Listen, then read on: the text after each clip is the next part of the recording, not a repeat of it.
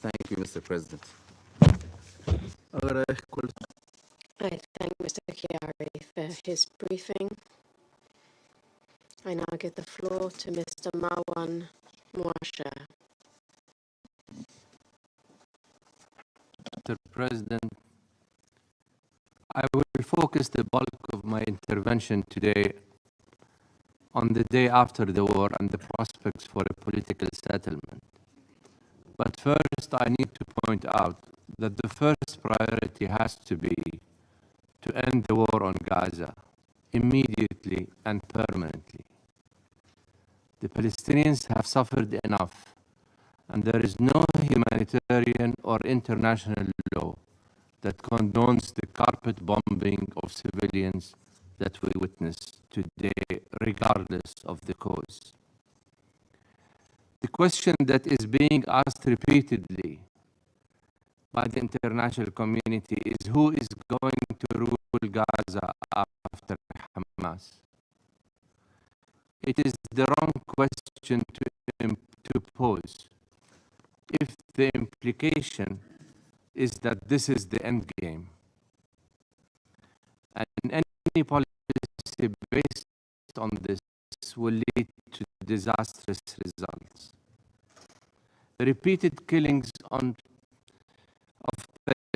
civilians on both Israeli and Palestinian sides, the destruction of Gaza once again, the creation of another potential 1.5 million Palestinian refugees,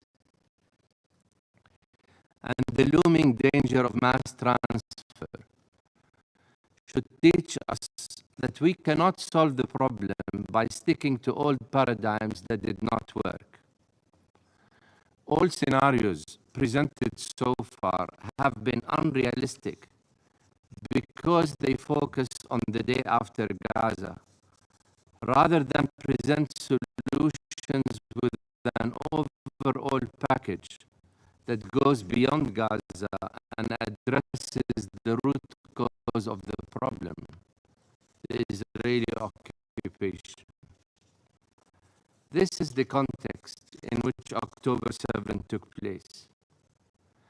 As abhorrent as targeting of civilians is on both sides, the big prison that Gaza practically was, coupled with the lack of any political horizon in the last 10 years to end the occupation, are factors that cannot be ignored. One has to acknowledge a priori that the elements necessary for a serious political process are not there. I'm sorry. I need.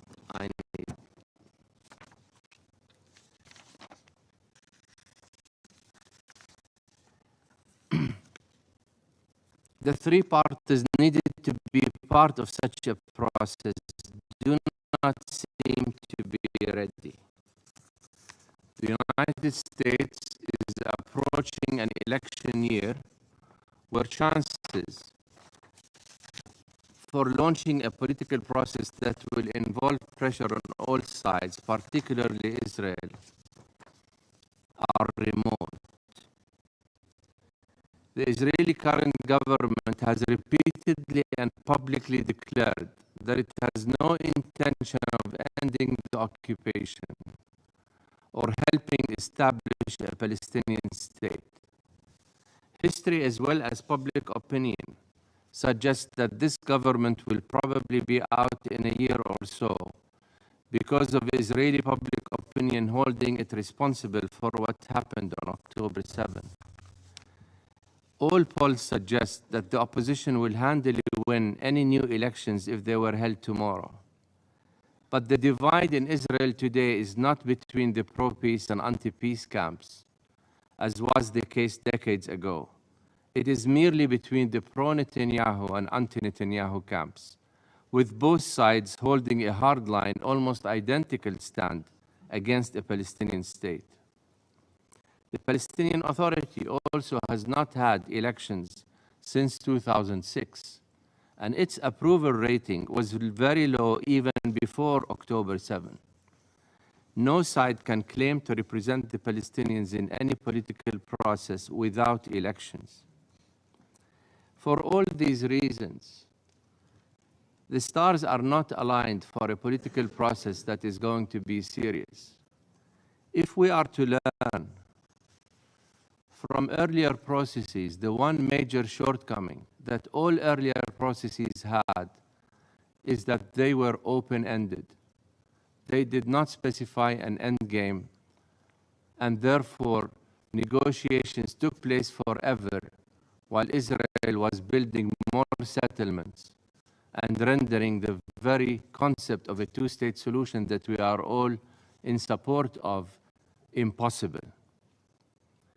If we cast these difficulties aside, I'd like you to engage with me, at least hypothetically, in imagining the elements of a process that would learn lessons from the past, that would be seen as serious, and that would address the root cause of the problem, the Israeli occupation.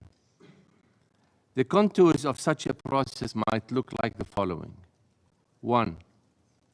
The United States would lead a political plan that would declare a priori a clearly defined objective of ending the occupation within a specified time frame, say 3 to 5 years. Both sides will have to agree to this objective. 2, the United Nations would issue a resolution recognizing a Palestinian state on the basis of the 1967 border a priori, with details to be worked out through negotiations. 3, settlement activity would be completely frozen. 4, in a reverse engineering process, negotiations become focused on the steps needed to reach that objective rather than on what the end game looks like.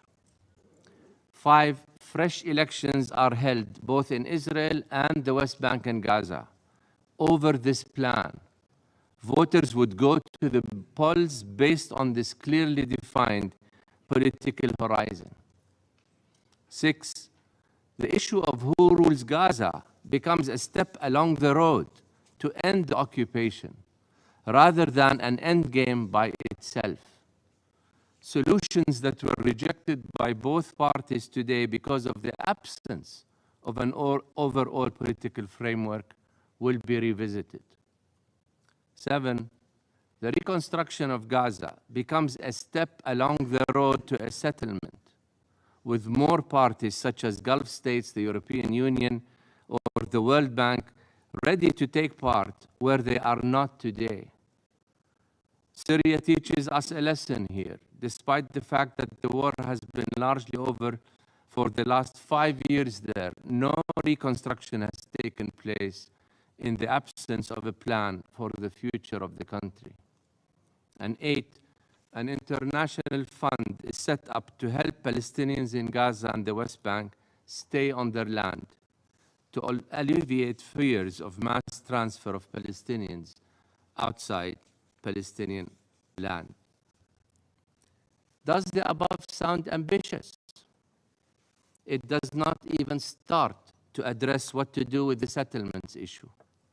Even if the political will exists to end the occupation and adopt a two-state solution.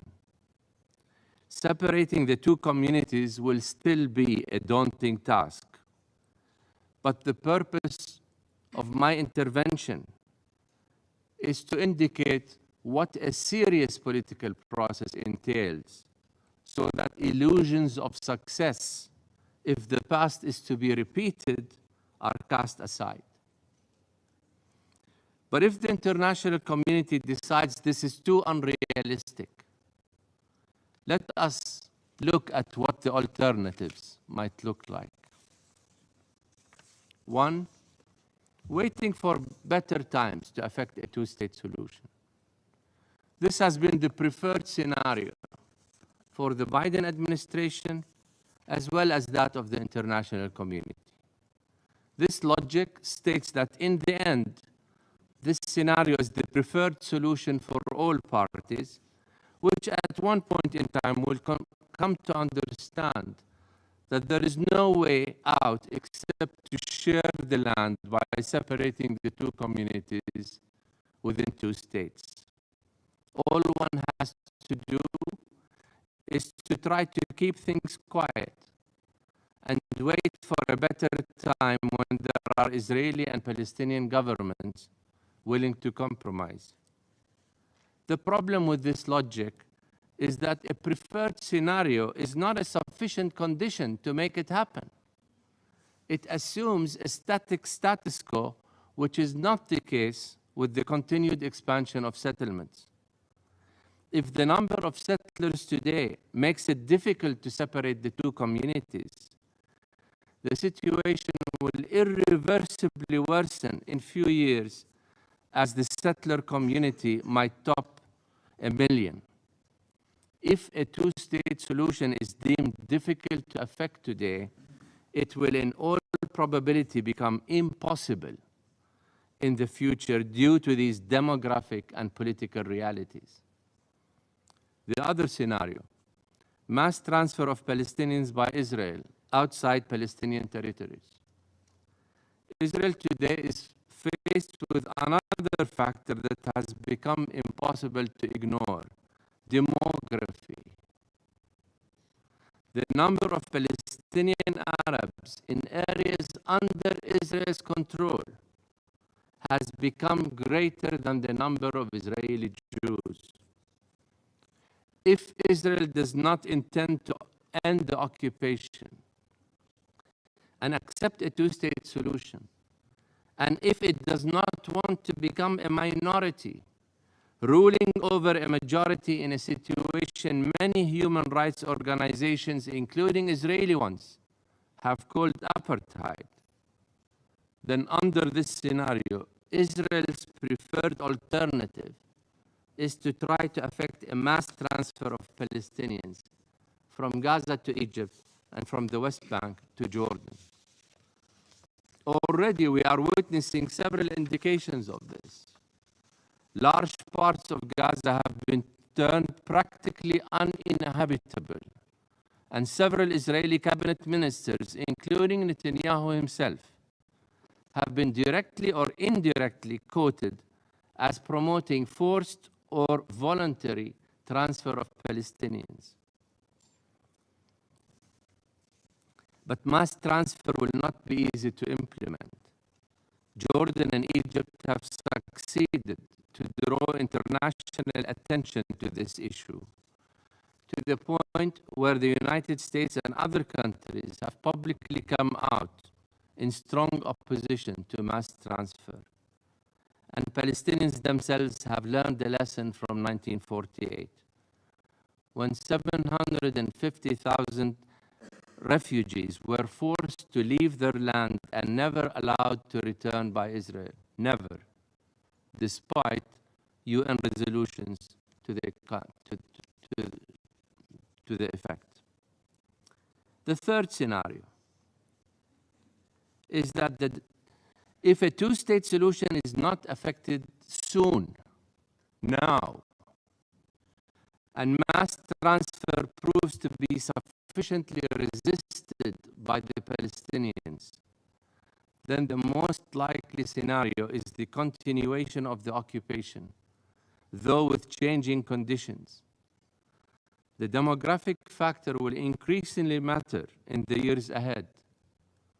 With a Palestinian birth rate higher than that of Israelis, the loss of hope for a Palestinian state will translate into Palestinians demanding equal rights with Israelis where they live.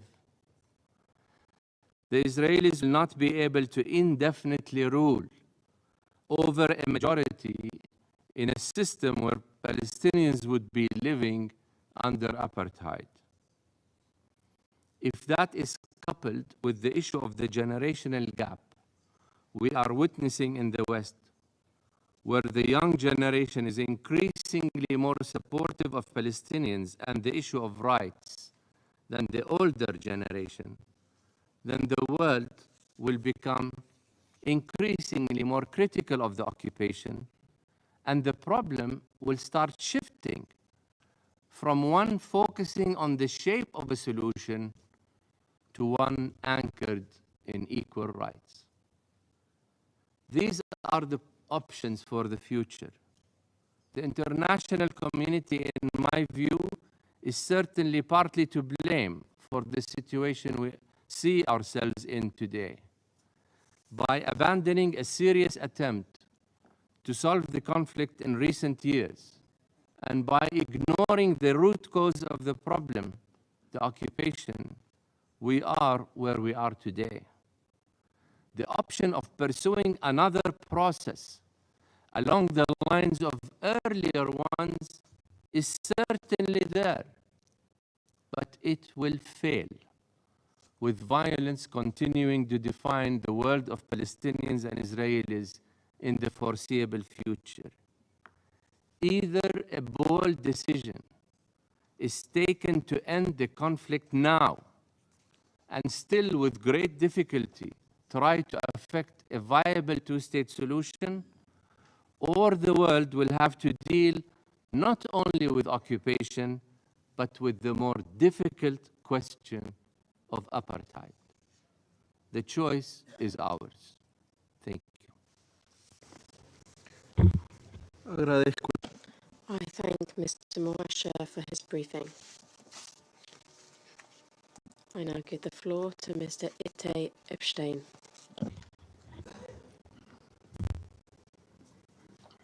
Thank you, Mr. President. Excellent piece. 12 weeks of unprecedented hostilities in Israel and Gaza, growing tensions and disturbances in the West Bank have elapsed. And I wish to make a few legal observations that underpin the humanitarian crisis to which the Norwegian Refugee Council is responding. Some capture serious violations that have been perpetrated and continue to occur. Others relate to premeditated atrocities that should be prevented by this august council.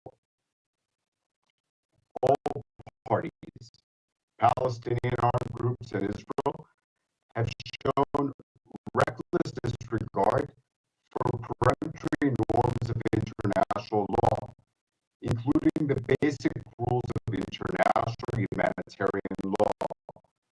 The very rules they must comply with in all circumstances breached. The Norwegian Refugee Council has condemned the atrocious violence launched by Hamas deliberately and indiscriminately against Israeli civilians, and continues to call for the immediate release of all hostages held ultra vires and for the humane treatment of Palestinian detainees in keeping with international law. The same legal sentry operations in Gaza drive civilians closer to its southern borders. The looming possibility of mass deportation of Palestinians to Egypt grows.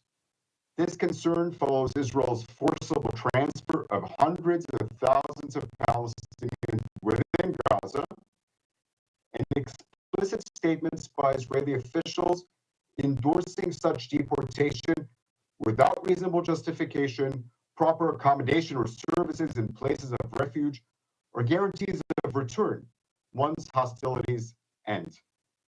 Article 49 of the Fourth Geneva Convention prohibits individual or mass forcible transfer and deportations of protected persons from occupied territory, regardless of their motive.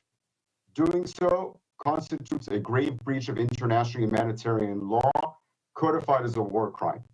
A gross and systemic breach of harmful behavior to an end through lawful means, intended to induce the wrongdoing state to comply with, urged by officials and ministers of the Israeli government.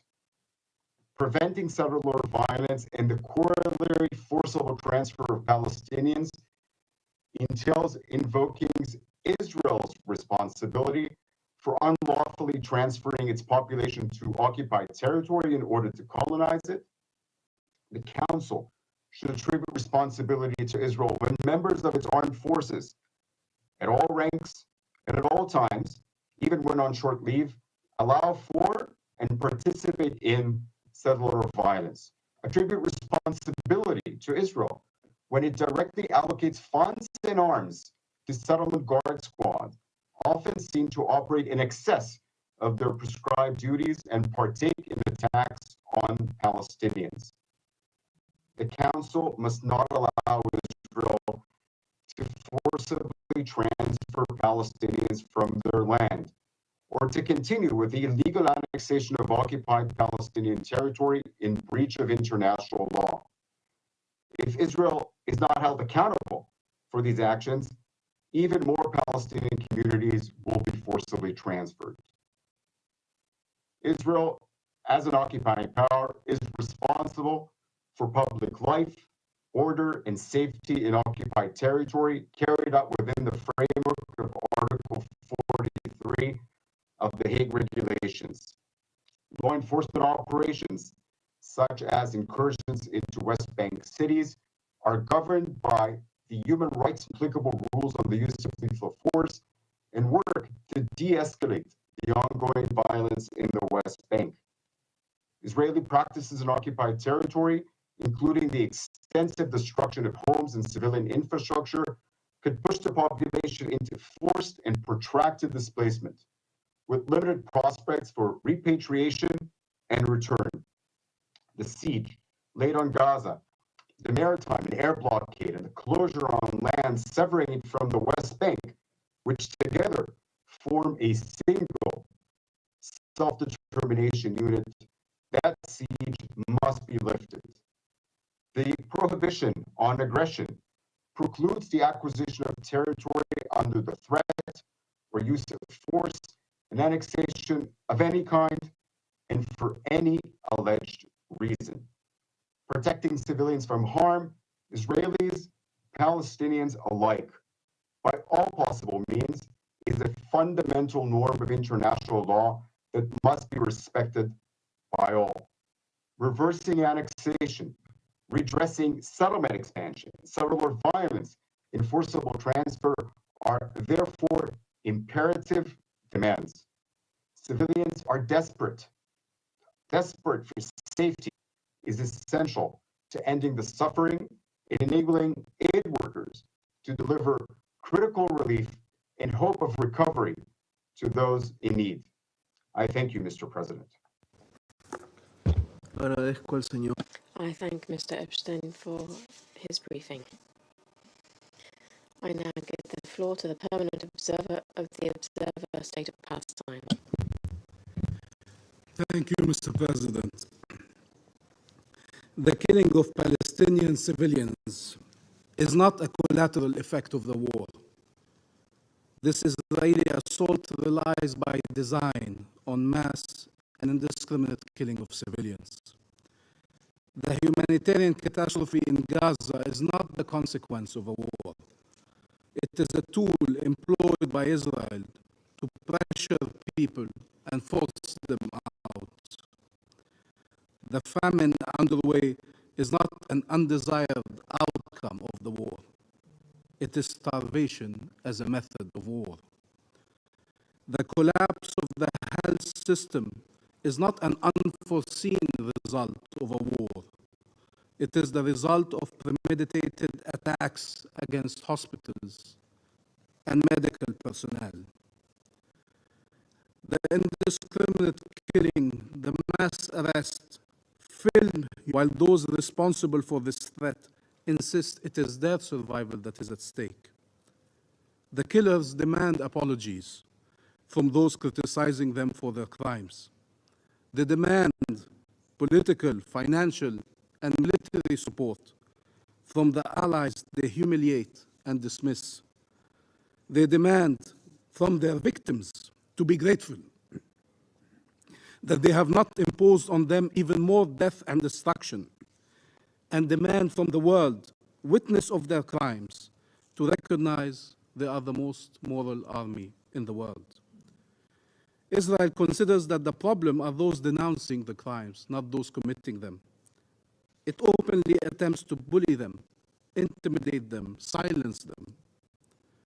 To try and justify the unjustifiable, Israel invokes a history that condemns them, principles that they breach. They invoke the Holocaust to justify the mass killing of innocent civilians, a shame for respect for the laws of war, and it has rejected forced displacement, all of which require an immediate ceasefire that this council has been prevented to call for repeatedly. Israel has reacted with disregard and disdain. Why are they getting away with murder at this unprecedented scale? Because they were never held accountable. That is why they confess to their crimes. That is why they steal our lives, our land, our resources, our money, our past, our present, and our future in broad daylight. Mr. President, one day the massacres will stop. But how will we get over it? How will we get over the mass graves? The inability to bury our loved ones, to offer them a dignified burial, seeing them in plastic bags. How will we get over 1,000 Palestinian children amputated without anesthesia? Can you hear their screams? Can you feel their pain? Are permanently disabled, the people scarred for life, the millions of victims, and move on. We will be asked to be peaceful. We will be asked to be grateful that this horrible chapter among so many other chapters, even though this one is the worst one we have gone through, is over until the next one begins. This is the ultimate expression of double standards. The other side is never asked to move on if Israelis are killed. Never asked to be peaceful in such situations. This is the ultimate expression of racism, of dehumanization of our nation. We shall all be subject to the same rules, to the same expectations. We should all have our humanity recognized and respected. Those who have dared till now to find a way or another to justify what is happening in the Gaza Strip will have to endure shame forever. For those discovering the true Gaza while Israel is destroying it, they discover as Israel destroys our university and schools that we have one of the highest literacy rates in the world. They discover as Israel destroys our historic mosques and churches that we have religious diversity and a Christian community in Gaza that is an integral part of our history, our present, and our future. The world discovers the name of brave Palestinian journalists and doctors as they learn they were killed. They discover about a young Palestinian generation that was able to be creative and to perform and to try to lead a life in impossible circumstances, only to face death once again. The world discovers human beings who, despite repeated assaults and a decade and a half of blockade, somehow preserved hope, cultivated it, built their homes to see them destroyed, built them once more, saw them destroyed once more, built them again, built their lives despite loss and suffering from within the wounds. They were able to rise again, only to face death once again. They found a way back to life, only to see death and destruction haunting them once more. 1,000 people killed, half of them almost children. And by the way, we mentioned the children and the women. Many innocent men have been killed. Voluntary migration, the code name for forced displacement. These are the options for Palestinians: destruction or displacement, death or displacement. Mr. President, in Bethlehem, Jesus' birthplace, celebrations were cancelled. But in reality, the message delivered and embodied by Jesus was celebrated by standing up and speaking out for the Palestinian people in Gaza, for the oppressed, as he would have done, those who suffer, as he would have done, those who endure, as he would have done. Bethlehem itself endures its share of pain and suffering, mutilated by a wall, and like all cities and villages of the West Bank, victim of constant attacks by settlers and occupation forces. The reality that the Christians of Palestine are enduring is unbearable. It is the same that all Palestinians are enduring, including in the Armenian quarter in occupied East Jerusalem, where they are fighting for their identity and their existence. Mr. President,